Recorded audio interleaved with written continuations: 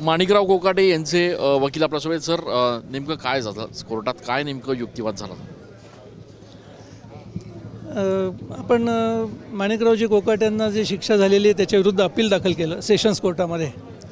आणि अपील दाखल करताना ते अपील ॲडमिट करून घेण्यासाठी, दाखल करून घेण्यासाठी जे काही मुद्दे सांगायचे होते, मेहरबान ट्रायल कोर्टाच्या जजमेंटमधले जे काही ऑब्झर्वेशन्स केलेली होती त्या संदर्भात मी माझं आर्ग्युमेंट केलं आणि सस्पेन्शनचा अर्ज दिलेला होता की जे काही जजमेंट आहे ते सस्पेंड करावं आणि अपील चालू असेपर्यंत आम्हाला जामिनावर सोडा.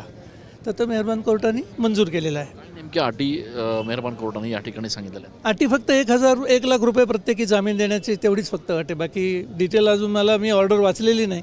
ती ऑर्डर वाचल्यानंतर डिटेल सांगता येईल. तुकाराम दिघोळे यांच्या वंश जे त्यांचे वारसदार होते त्यांनी देखील इंटरव्हेन्शन दाखल केलं होतं. हो, केलं आहे.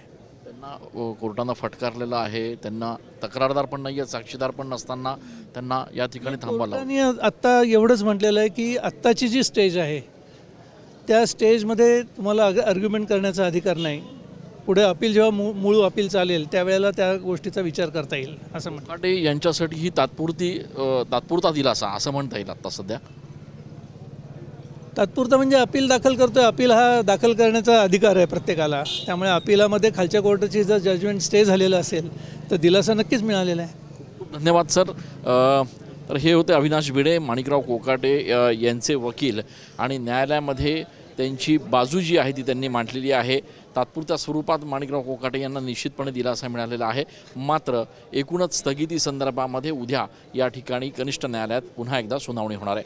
कॅमेरा पर्सन प्रसाद पवारसह मी चंदन पूजाधिकारी, TV9 मराठी.